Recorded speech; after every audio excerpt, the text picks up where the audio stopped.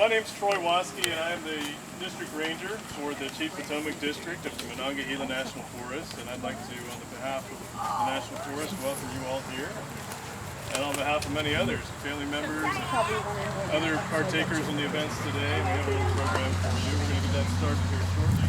But before we do, I just wanted to say a couple opening remarks, and specifically thank a few people for getting us all set up for the day. I want to just again thank our musicians, and we have Governor Pierpont here as well, and you might also know him as Art Dodds and his lovely wife Dr. Pam Dodds, and we have Linda Wolfersheim over here on the flute. So appreciate you guys being with us. And also want to just draw attention to Kevin Duncan. And he is the director of the Seneca Rocks Discovery Center and the behind-the-scenes guy and all-hands guy in general, and helped bring about today as well. So thank you, Kevin. Thank you. Thanks, everybody. And then let's see if I miss, there's Miss Kayla sitting down, and her husband Larry. Just want to thank you guys for all the work you do here at the Sites Homestead. And then last but not least, Ms. Kismore over here on the refreshments. Appreciate you making the cookies for us. So we're going to have a little bit of a history discussion here soon, and I'm going to turn that over to Julie Fossbender in a moment. But let me just say that we're here to remember. We're here to dedicate and honor and recall all the different efforts that went into the conservation effort behind the Sites Homestead here behind us, or behind me. And I think it just speaks to the service mindset, the persistence, and the culture here in the state of West Virginia, that heritage is important to us, and we don't want to let heritage go, certainly not without a fight.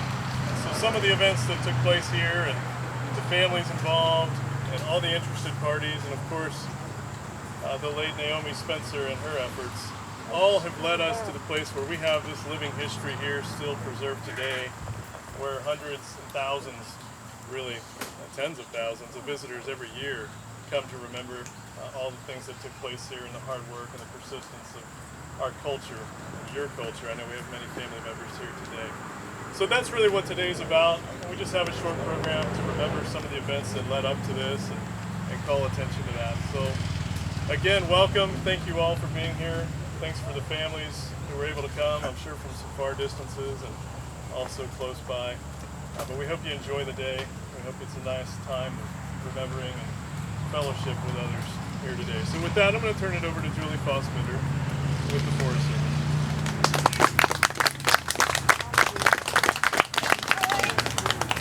Again, welcome everybody to the celebration of Naomi Spencer's work and life, and celebration of the Sites Homestead. I'm going to try and give you just a really brief history of the homestead, because I bet every single one of you probably knows a lot more about it than I do. So let me be brief, and feel free to jump in and say, now wait a minute, that's not how that was. So of course our story here begins, and I apologize, I have to use a cheat sheet because I can't even remember what happened yesterday. So our story, of course, begins in 1839 when Jacob Sites and his wife Catherine came here to the North Fork Valley and began construction on a one-room log cabin, which is just really the inside of the building, which you can go in and see. And then they started farming here from the 1830s. In the 1860s through the 70s, the house was expanded, and that's when the second story was added on, the porch, and it became just a bigger house. People, of course, the families in those days would often let people stay at their house, so it started to take on the impression of a Wayside Inn, or some would even think that it was used as a hospital during the Civil War. There's lots of different stories. And then the Sites family and descendants of Jacob and Catherine lived in the house over all of these years. They saw a lot of things change. One thing is that the road changed to be out where it is right now. Used to run along the river and come up kind of like this entrance road. Because I know when I first visited the Sites Homestead, I was like, no, wait a minute, the front of the house doesn't make any sense with the road. Well, the house was here and they moved the road. In 1947 is the last time that people actually lived in the Sites Homestead. Then it was started to be used as storage, as a barn, that sort of thing. And we all know what happens to houses when people don't live in them. They begin to deteriorate. In 1965, Congress established the Spruce Knob, Seneca Rocks National Recreation Area. And in 1968, the Forest Service purchased this land, including the Sites Homestead. In the 70s, the first Seneca Rocks Visitor Center was built on the mound right over there where our new picnic shelter sits. And this whole area began to be used a lot more for public recreation.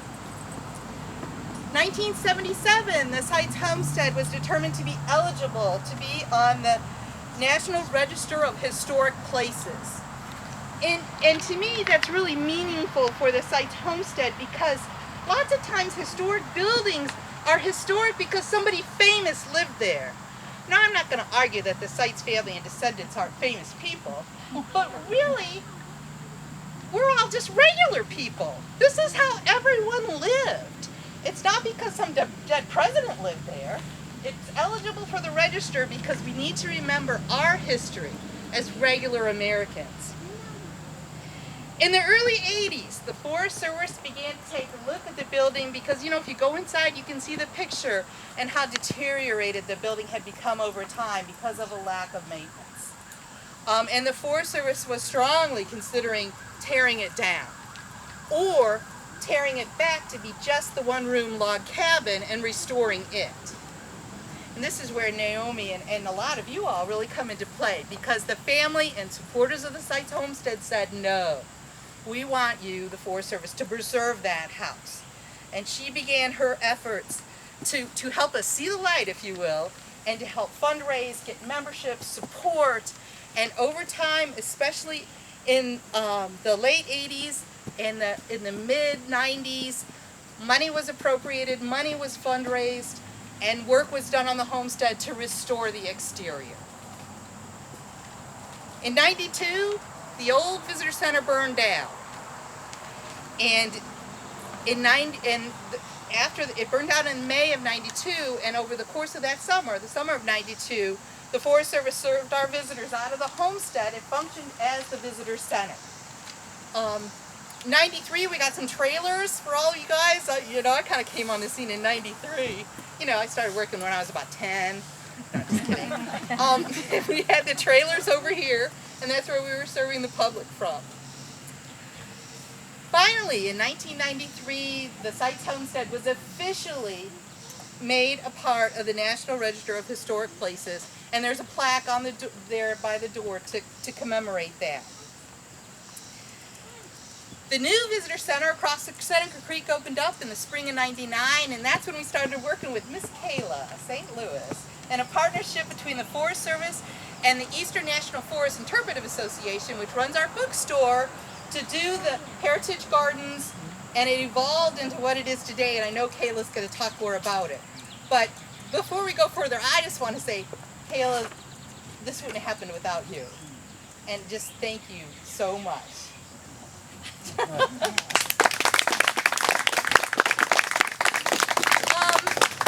Just a couple other quickies. In 2000, we did a big Passport in Time, which is a volunteer archaeological program.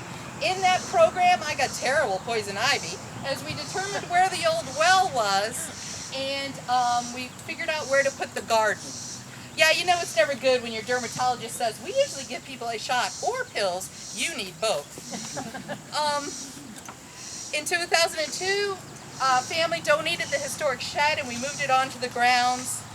And then finally in 2006 to 8, the Forest Service got additional funds, thanks to Senator Byrd, to add the porch and to put the new roof on the homestead.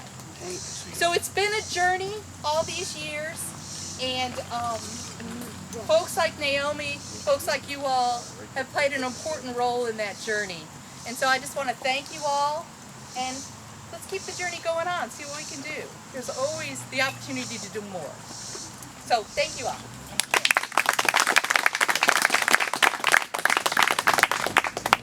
I think that's me. What do I do?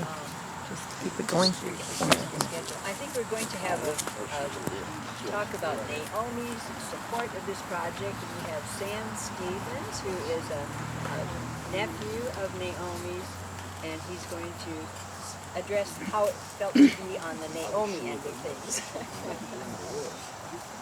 Hello everyone, thank you for coming out here today.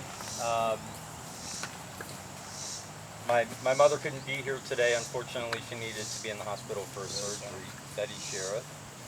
Of the many people that could come up here and talk today, you know, there's so many people that I see in front of me that I would love to hear from. They gave us a very, very brief amount of time to speak, so I'm going to be brief, but hopefully I'll capture some of the sentiments that are out there for everyone.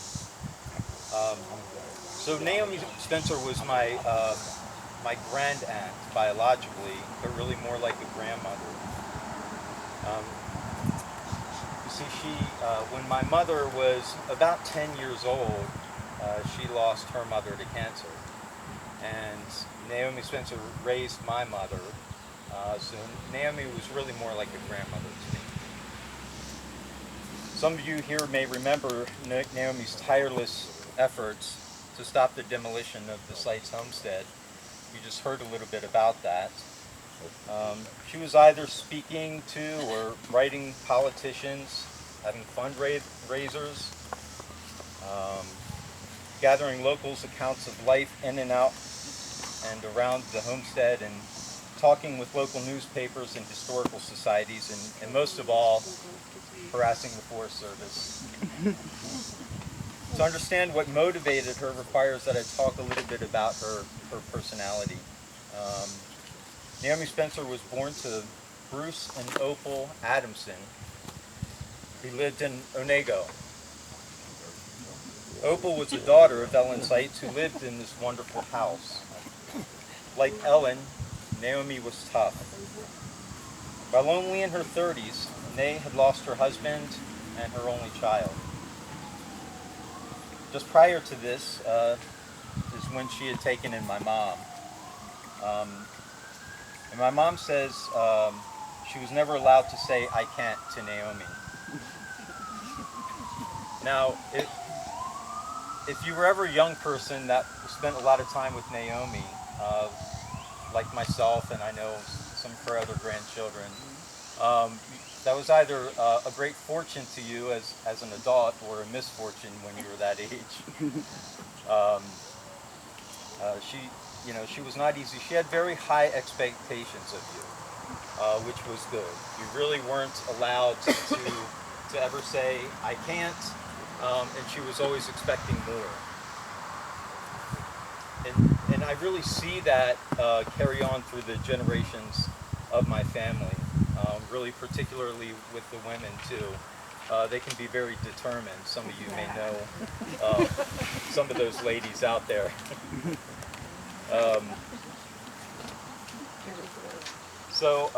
And you know, I remember when her brother Clyde, my mom's father, would come over Naomi's house when my sister Tina and I would be visiting there.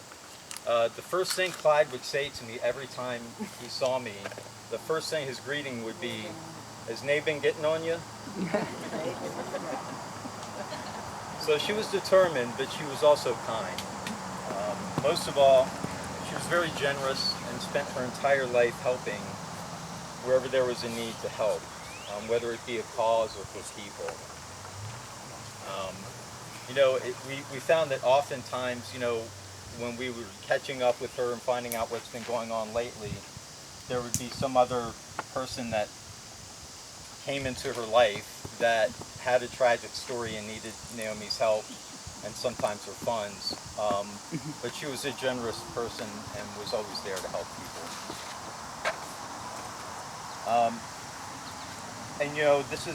It's kind of interesting that carried on. I remember at some point, many years before her death, I remember her voicing the intent to donate her body when she died. And sometimes that might be a thought that we have at a point in our lives, but then later on you might move on to different ideas, but that never left her, and so this carried on really to her death and beyond. Naomi did in fact donate her body. She wanted to make sure that that happened, and a lot of times that really that benefits a lot of people. It benefits a lot of students in the medical profession, learning how to be doctors, learning how to help other people, and many times the people that they have for cadavers and for training and that kind of thing are folks that don't have any money and that are indigent and that kind of thing. Well, that certainly wasn't Naomi, but she again wanted to give up herself. And there were a lot of logistics involved in actually making that happen once she had passed, but my mother worked hard to see that that was followed through. So Naomi told family of her wish, of her visits to this house as a child to visit her grandmother Ellen Sites. Actually, free-spirited Naomi said Ellen was very strict, and Naomi preferred to go down the road and stay with her cousin, Judith Vance. So Nay didn't like very much of that strictness, but we certainly got a taste of it later on. But as an adult reflecting on her parents' struggles in life here in West Virginia, Naomi had gained a deep and profound respect and admiration for the strength and character of the people of this area, as well as its extreme beauty. She carried herself with pride, dignity, and determination, knowing that she was a part of this. I recall her bringing me to this area when I was a kid to gather genealogy information from gravestones located in some precarious places. So we were kind of traipsing through some old graveyards that some of which had grown up far beyond the gravestones, and without fear for snakes or anything else, we were going through and reading the gravestones and taking down information so she could develop that genealogy. Her determination overrode any concerns about snakes or our lack of climbing skills. I believe the sheer honor she felt of being part of this region led her to immerse herself in keeping the Sites Homestead from being demolished. I remember as part of our efforts back in those days when we came to visit the homestead and she was writing all of her letters and doing those kinds of things, we would help her roll pennies. All of the donations and collections that she was getting from anywhere that she could and saving change, we had all the paper rolls, and we would fill the coin things as part of raising the funds. But that she succeeded was no surprise. If you knew Naomi, again, speaking her determination that I already mentioned, if she felt strongly with something, it's probably going to happen, or you don't want to be in one of the obstacles in the way of it happening. But she was so linked in kin and spirit to the people and beauty of this area. So I'm so happy that you're all here, and I know that she's here with us today. I'm so proud of that, and I want to thank Ms. Kayla for all the hard work and coordination that you did with Naomi, and really helping to keep this going. And hopefully, once the formal schedule is done, we have more of an opportunity to speak with each other, and I'd love to hear your thoughts and stories, and I hope that it conveyed what other family or here would have wanted conveyed about Naomi. I'm sorry that we can't hear from more of you. Thank you so much for being here.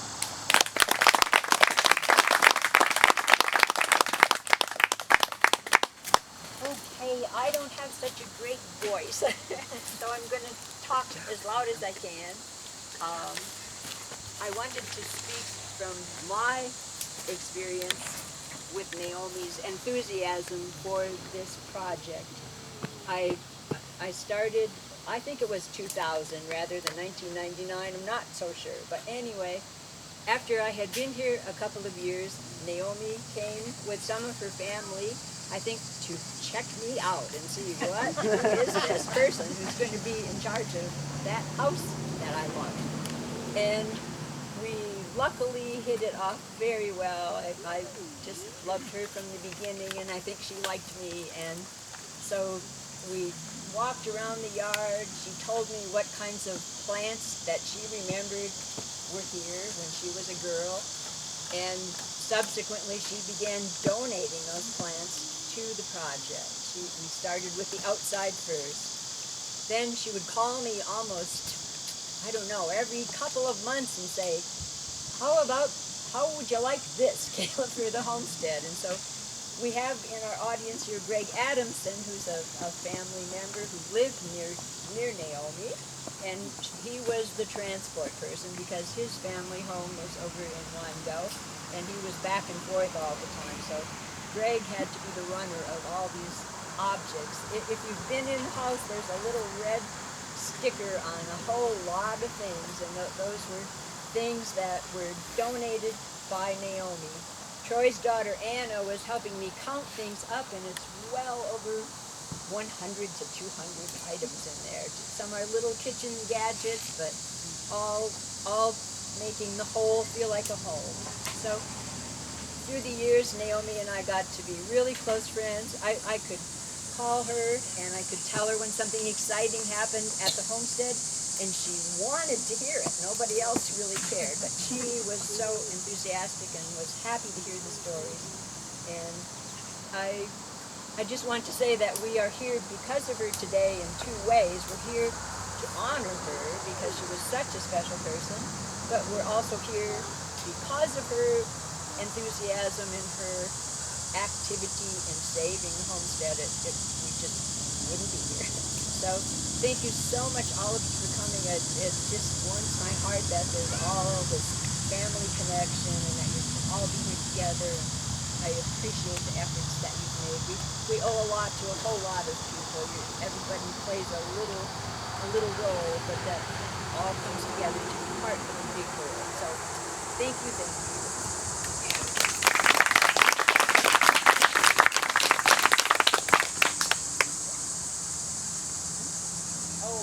Well, Kevin Duncan, our director, we have a plaque that we have that is honoring Naomi, and we're going to unveil the plaque. I don't think you're going to be able to see it from here. It's on the porch, but please, after we're done, walk up and we can take a look.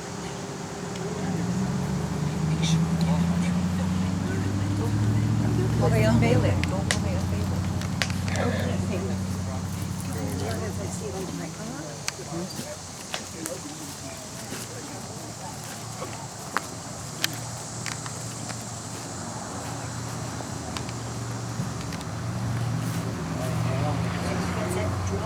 Are you ready? Yes. Okay. All right, Naomi Spencer, this is for you. There we are. If you can't, if you can hear me, it says this plaque is dedicated to the memory of Naomi Spencer, a Sites family descendant whose passion and energy led to the restoration of this building. Her many donations continue to enhance our visitors' experience. Thank you. Very good. All right. So